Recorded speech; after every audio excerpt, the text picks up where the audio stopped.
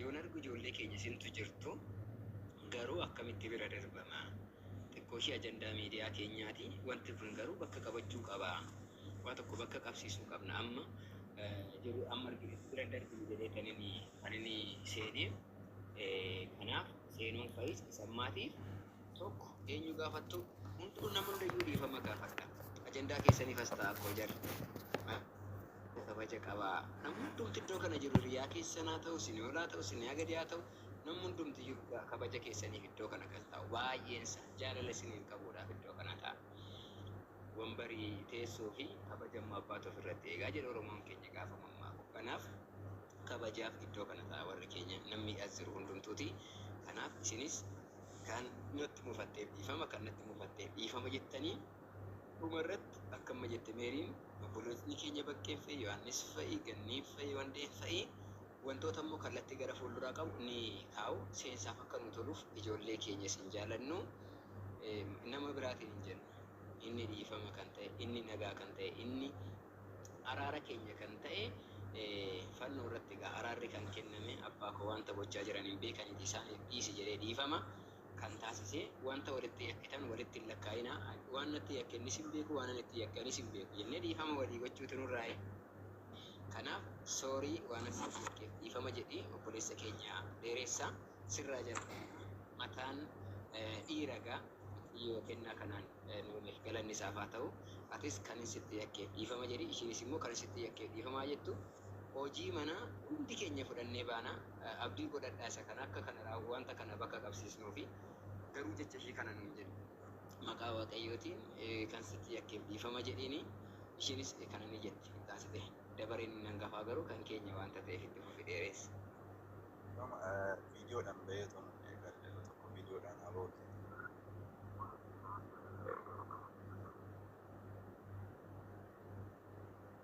Haala mijataa keessa jirtaa dheeressa viidiyoon bahuudhaaf. Rakkoon qabu ishii nan bara.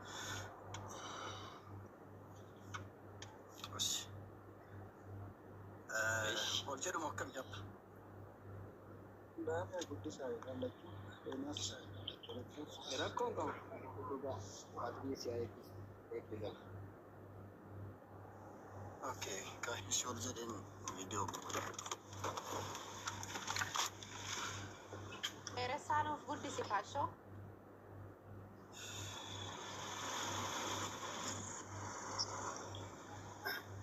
Dhaabbateen jira dhiifama warroonni sababa keenyaan arrabsamtanis sababa keenyaan as jirtanis galatoomaa ulfaadha.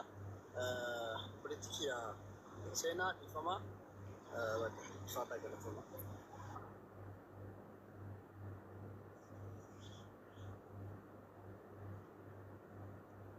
Berapa? Nanti so di sini asumati kai. Sagaleen bekulaa dhiifama itti fufime. Ani mau apa anak? Dheeressaan geessera abba. Seenu naakaa tokkuma masaas. Kai itti of guddisiiti abboomatis kai. Anin kau kan ni ko. Ay kau leo batte tari haalli akka uffannaa antini ta'uu dhiisuu danda'a miidiyaa gatii ta'eef inni ala waan jiruufi tarii ishiin iddoo hirribaa jiraachuu dandeessi bakkuma jirtu sanitti of guddisteetoo yaatti fuftu. Hin danda'a. Ishii itti fufi. Ishii.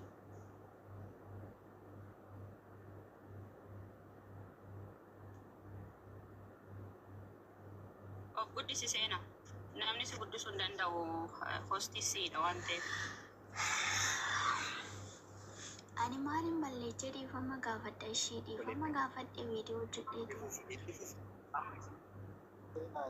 dubbii dubbatamaa Ajajamuun Gabaasa warraa dhibaawwatu jedha waan fannoo qabataniiti kan sajajaa jiran. Ani dhiifama gaafadhe abbaa koo. Dhugaani dhiifama gaafadhe hin jira abbaa. Isuma sanarra deebite rakkoon qabu. jedhi amma jechate ajajamarti sittani ma isuma irra deebi'eeti jedhe maal jechuudha maali birriitti kanfaltamoo abbaa kee waaqayyotti gammachiistaaniin alatti seexanitti gaddaatiin alatti wanti miidhamu tokko wanti cabu tokko hin jiru. Kanaaf seenaan maal jettaa obboleessa koo dheeressaa kan natti mufatteef dhiifamaa jedhe.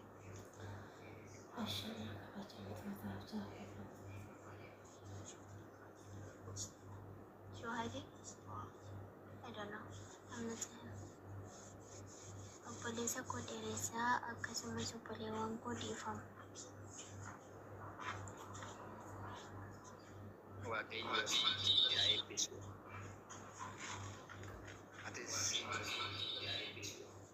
obboleessa keenya ta'ee dheeressaas obboleettii keenya seenu wanta kana akka keessaan furu abdiin qaba. Waaqayyo dhiifama taasisu fuudhaa kennu kan diigame kan ijaaru dallaa Yerusaalem ishii jirte bara Naahimiyaatti kan kaasee ijaare ajaa'ibee Waaqayyoon kan jige hundumaa kan dadhabbii kutate hundumaa kan deebisee ijaaru inni Waaqayyoodha. Hangama keenya akkana jedhee dhugaan kabajuu keessaniif dhiifama jechuu keessan Waaqni dhiifama Waaqni araaraa gooftaan keenya jiruu keessatti araara isaa isiniif haa kennu. Obboleessi keenya Yohaannis baqqeen fa'ii dhugumatti wanta kana ittiin sirriitti beektu wanta taataniif dabareedhaan dhimma kana sirriitti akka dhiyeessan akka hordoftan maqaa mana kiristaanaatii fi maqaa waaqayyootiin waadaa isinitti kennina. Akkasiin kana gannes abdii guddaan immoo isinirraa qaba. Eessas guyyaa rakkinaatti obboloota keenya hunda wajjin kan dhaabbattanii jiraataniif waadaan isinitti kenna. Ani gama kiyyaan dhugaatti dhageessanii fannoo Kiristoos kabajanii dhiifama jechuu keessaniif Waaqayyo isin haa kabaju. Warra mormi keessan miidhagdoota ijoolleen garuu wanta nuti beekuudhaa qabnu seetanni isin gaaruudhaaf isin gongochuudhaaf dhufee safara keessan dhaabbata jala kitaabni qulqulluun qorumsi ni uumama. Qorumsa keessaa immoo soomni kadhannaadhaan ni baatu. Akkuma jedhan abboonnis yeroo የተዋህዶ መለያ ይሄ ነው። miidhagina kiristaanummaa keessan agarsiistanii ijoollee keenya ijoollee dhiifama haati dhiifama simboo keessan simboo duuka bu'ootaa kan taate dhiiftiin keenya sinfaanaa taatu mee babakkulee በጣም ደስ ያለኝ dhugaadhaaf taanaan immoo ለጊዜ ነው እንጂ ይስተካከላል። አውሎ ንፋሱም ያልፋል። iddoo Kiristoos jirutti baay'een isaa nagaawichi jira seena baay'een keenya iddoo Kiristoos jirutti yeroo baay'ee jeequmsi jira. Jalbaa inni ittiin galaanarra deemu keessatti maaltu ture? Amma bartoonni gooftaa keenyaa gooftaa rukutanii ka'ii maaloo amma bannutti nu eegdaa jedhanitti jeequmsatu ture. Kanaaf marrabash ብዙ ጊዜ ፈተናን ስንረጋውንሳ ጄሱስ ስንረጋውንሳ ዋው waaqayyo sinirraa fagaate sinitti fakkaate akka waaqayyo keessa dammaksitanii akka kadhattanii akka soomtanii akka subaayee qabattanii wanta kana soroorfattaniifidha. Gooftaan nageenyaa dammaqee gooftaan keenya Yesuus Kiristoos nagaasaa tasgabbiisaa jidduu keessanitti isiniif haa deebisu. Yeroo ture hundumaaf guddaa galatoomaa. Sinin jaaladhaa sinin mararfadhaa. Dhugaatti seenuu keenya dhugaa miira sana keessaa baate akkasitti mucaa keenya mucaa mana kiristaanaa mormi keetii fi sammuun kee amma wal fakkaatu.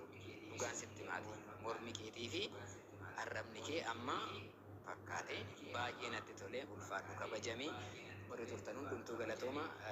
Baqqeen fayyitti fufaa yaada jiru wanta jedhu gaggeessa. Abbaa Sumaara Soombayni gochuun dadhabe waan ta'eef warra gidduu deemanii jara lamaan arrabsan kana abboomaan yookaan dhagaan ta'e jechuudha. Isaan amma kan jara walitti deebisee wal nyaachisu. Jarri kun agarma dhiifama wal gaafatu jala deemtu gadi deemtuun garuu lafa daftii. Kanaafuu jara sana nu abboomaa ishiis isas akkan tuqu.